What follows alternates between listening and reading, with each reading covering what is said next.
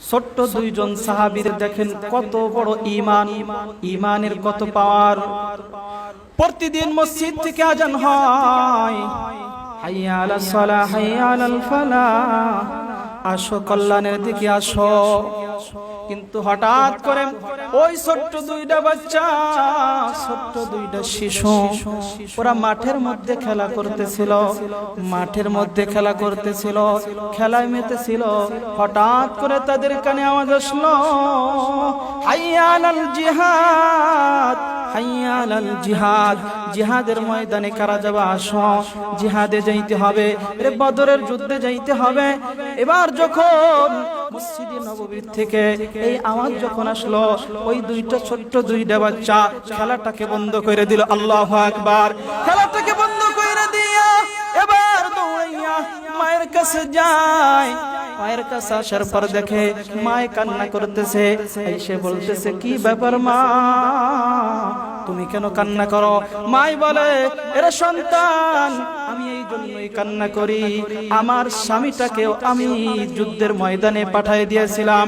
এরকম ভাবে হাইয়া আলাল জিহাদের সাউন্ড আসার পর তোদের বাবাকেও আমি যুদ্ধের ময়দানে তৈরি করে পাঠাইছিলাম, কিন্তু আমার আজ বড় বুক ফেটে কান্না আসতেছে। আজ তো ওরকম একটা সন্তানও আমার নাই যে যুদ্ধে যাওয়ার মতো উপযুক্ত আছে, এই জন্যই আমি কান্না করতেছি। দেখেন মহিলার কত বড় ঈমান, স্বামীকেও যুদ্ধের ময়দানে পাঠাই দিয়ে শহীদ হয়ে গেছে স্বামী, এরপরেও যুদ্ধের ময়দানে পাঠানোর জন্য লোক নাই দেখে কান্না করতেছে। এর কেমন ঈমান! সন্তানগুলো কয়, মা কি ব্যাপার মা, তুমি কান্না করো? এবার তার মা ডাক দিয়ে কয়, তোর বাবাকে যুদ্ধের ময়দানে পাঠাইছিলাম, কিন্তু এখন তো রাসূলের সাথে কে যাবে? আমার মায়ার রাসূলকে কাফেররা মারবে, এটা তো আমি বরদাস্ত করতে পারবো না রে সন্তানেরা। এবার ছোট্ট দুইজন বাচ্চা মুআজ এবং মুআওয়াজ ডাক দিয়ে কয়, এরে মা, আপনি চিন্তা করিয়েন না, আপনি টেনশন করিয়েন না, আমরা তো খেলার ময়দানে ছিলাম, যখন জিহাদের সাউন্ড আমাদের কানে আসে, আসার সঙ্গে সঙ্গে আমরা দুই ভাই তৈরি হয়ে আসছি জিহাদে যাব বলে, তৈরি হয়ে আসছি জিহাদে যাব বলে। এবার মায়ের মনটা বড় হয়ে গেছে। মা এবার দোয়া কইরে বলে, যা যা তোরা শহীদ হয়ে আসবি, আমার কাছে গাজী ফিরে আসতে হবে না, তোরা যেন শহীদ হোস এই দোয়াই করি। সুবহানাল্লাহ। আর স্বামীকেও শহীদ মৃত্যু দিল।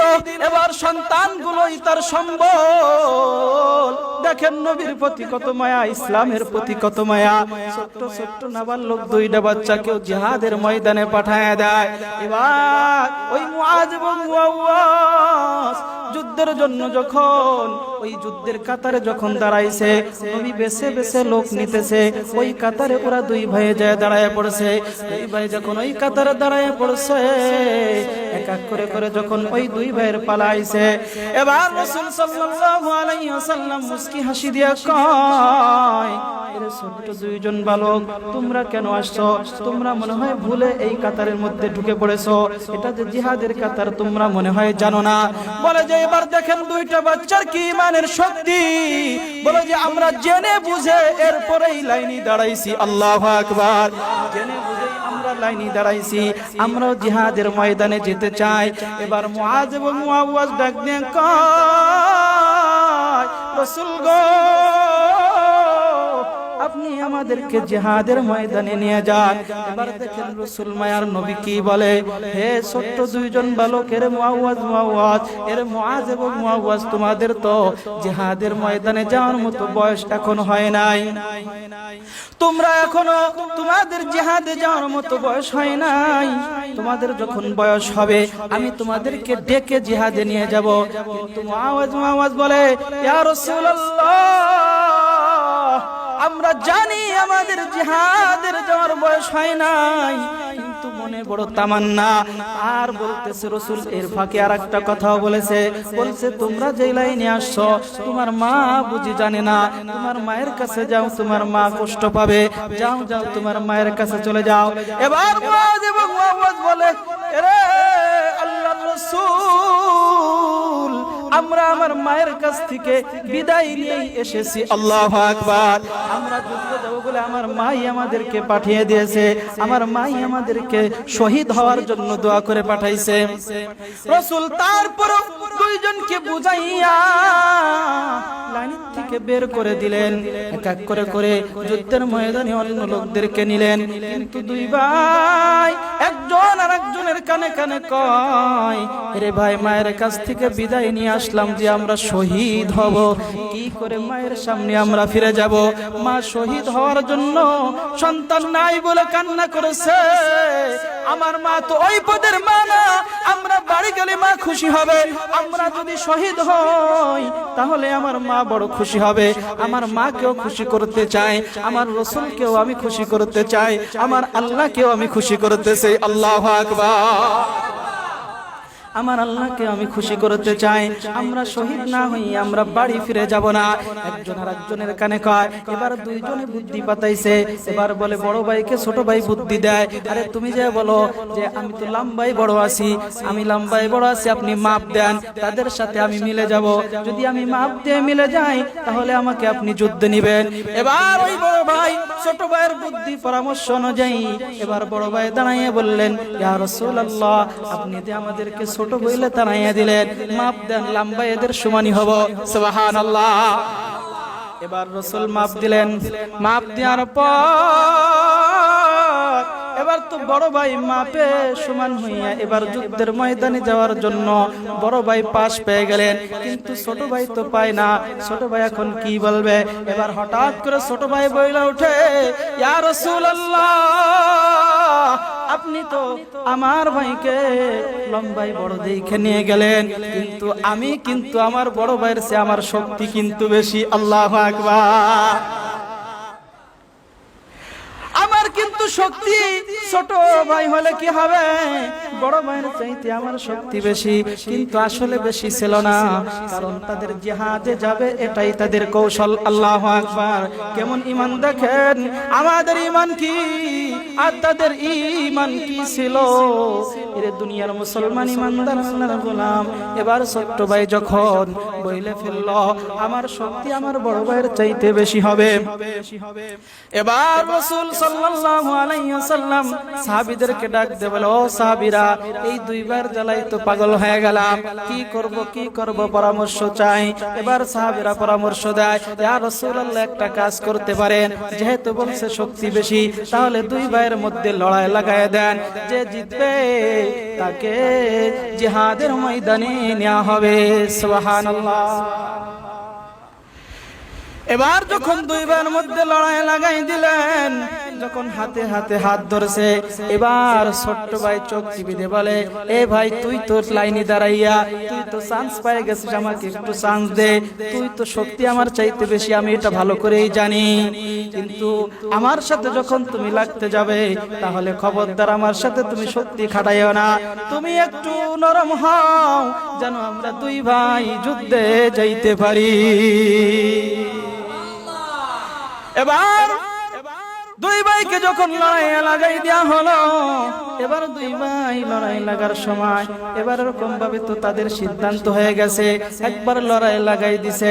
এবার দেখে লাগার সাথে সাথে ছোট্ট ভাই টাচ দেওয়ার সাথে সাথে বড় ভাই শুয়ে পড়ে। আল্লাহু আকবার। বড় ভাই শুয়ে পড়ে, শোয়ার পর এবার সবাই কয়, তো আমরা তো দেখলাম, তা তো দুইজনকেই যুদ্ধে নিতে হয়, দুইজনকেই যুদ্ধে নিতে হয়, যেহেতু কথায় আমরা আটকে গেছি। এবার রাসূল বলে, তোমরা কি দেখলা? আমরা একই তো দেখলাম, এটা কি করে সম্ভব? ছোট ভাই বড় ভাইকে ঠকাইয়া দেয়। এবার কয় আরেকবার দেয়া হোক। এমনি করে করে তিনবার লড়াই লাগাই হলো, তিনবারই ছোট ভাই বিজয় হয়ে যায়। এবার দুই ভাইকে যুদ্ধের জন্য অনুমতি দেওয়া হলো। বড় ইতিহাস সংক্ষেপে টান দিয়ে শেষ করতেছি। এরা দুনিয়ার মুসলমান। এবার দুই ভাই যুদ্ধের ময়দানের দিকে রওনা হয়ে চলে যায়। যুদ্ধে যাওয়ার পর এবার যুদ্ধ যখন দামামা বেজে গেছে, এবার ছোট ভাই এবং বড় ভাই মাত্র দুইজনের কাছে কোনো তলোয়ার দেয় নাই, কারণ তারা তলোয়ার উঁচু করবে ওই শক্তিটাও তাদের এখনো হয় নাই। এই জন্য দুই ভাইকে দুইটা খেজুরের ডাল দিছে। এবার দুইজনকে দুইটা খেজুরের ডাল দিছে। এবার এক সাহাবীকে ডাক দিয়ে কয়, এ চাচা, আপনি কি আমার কাছে একটু বলবেন, আমাদের কাছে বলবেন? বলে যে কি বলবো? বলে যে আমরা আমার মায়ের কাছে শুনেছি আবু জাহেল নাকি আমার নবীকে সবচাইতে বড় কষ্ট দিয়েছে, সবচাইতে বেশি কষ্ট নাকি আবু জাহেল শয়তানে দিয়েছে। আমার নবী বলে নামাজের জন্য গেছে, যাওয়ার পর এই আবু জাহেল দূর থেকে আমার নবীজির নামাজের দুর্বলতা পাইয়া যখন আমার নবী মক্কায় যখন সিজদা দিছে, সিজদা দেওয়ার পর আবু জাহেল দূর থেকে দেখা উটের নাড়ি ঘুরিয়াই না আমার নবীর মাথার উপরে নাকি দিয়ে দিছে। এ দুনিয়ার মুসলমান, এভাবে করে করে ওই ছোট্ট দুইজন সাহাবী বর্ণনা করতেছে, বলে যে আমরা ওই আবু জাহেলকেই আগে টার্গেট করতে চাই। আল্লাহু আকবার। আবু জাহেলকেই আমরা খুন করব, আবু জাহেলকেই আমরা জাহান্নামে পাঠাই দিয়ে আমরা শহীদ হব, আমাদেরকে আবু জাহেলকে দেখাইয়া দেন। এবার ওই সাহাবী বর্ণনা করে, যখন এরা দুই ভাই আমাকে বলতেছিল আমি আরো ভয় পাইতেছিলাম, সামনেই আমি দেখতেছি আবু জাহেল আসতেছে, আমি আরো ভয় পাইতেছিলাম। এত দুইজন ছোট্ট দুইজন সাহাবীদেরকে নিয়ে আমি কি করে যুদ্ধে জয় করব, আমরা তো মনে হয় শেষ। কিন্তু দুই ভাইয়ের কথা শুই না আমার গায়ের পশম দাঁড়ায় গেল। এবার আমি দেখাইয়েই দিলাম ওই যে আবু জাহেল আসতেছে, আমার কথা মাত্র বলা মাত্রই এবার ওই দুই ভাই কিরকম যেন চোখের পলকে আবু জাহেলের কাছে যে পৌঁছে গেল। আল্লাহু আকবার। আবু জাহেলের কাছে যে পৌঁছাইয়া এবার আবু জাহেলকে ডাক দিয়ে বলে, এই তুই ঘোড়ার থেকে নামবি, ঘোড়ার থেকে নামবি নাকি তোকে নামাবো? এই কথা বলে, তুই ঘোড়ার থেকে নামবি কি নামাবো? আবু জাহেল কথা শুনেই তো টাসকি খেয়ে গেছে। এরে পোলা বানাবার কি কয়, আমি একজন নেতা, আমাকে কয় ঘোড়ার থেকে নামবি নাকি নামাবো? কথা শুনেই তো টাসকি খেয়ে গেছে, মারবে কি? এবার একবার বলে, দুইবার বলে, তিনবার বলে, আবু জাহেল তাকায় রইছে ফেলফেলাইয়া। এবার ছোট ভাই ওই খেজুরের ডাল দিয়েই ঘোড়ার পা পেঁচায় বাড়ি মাইরে দিল। বাড়ি মারার সঙ্গে সঙ্গে ঘোড়াটা নেশা খাইয়া পইড়ে গেল, আবু জাহেল জমিনের মধ্যে পইড়ে গেল। পইড়ে যাওয়ার সঙ্গে সঙ্গে এবার ওই আবু জাহেলকে দুই ভাই খেজুরের ডাল দিয়ে বাইরা, আর আবু জাহেল এমন ভাবে চিৎকার পাড়তেছে কেমন যেন তাকে তলোয়ার দিয়ে আঘাত করা হইতেছে। কারণ হলো মুসলমানদের শক্তি হলো ঈমানের শক্তি। ওই খেজুরের ডাল দিয়ে বাড়ি দিছে, ওই খেজুরের ডালের সাথে সাথে হাজার হাজার ফেরেশতারা ওই আবু জাহেলকে বাইরেছে। কথা বলেন ঠিক কিনা? আর না হলে কেমনে খেজুরের ডালের বাড়ি খেয়ে চিল্লায়? এবার দূর থেকে আবু জাহেল ডাক দিয়ে বলতেছে, তার ছেলেকে ডাক দিয়ে বলে, এ আমাকে তুই বাঁচা। ছেলের ডাক দিয়ে বলে, ছেলে আমাকে তুই বাঁচা। বলে যে কি বলে, ছোট্ট দুইজন মানুষের মায়ের খেয়ে আমার বাবা কি পাগল হয়ে গেল নাকি?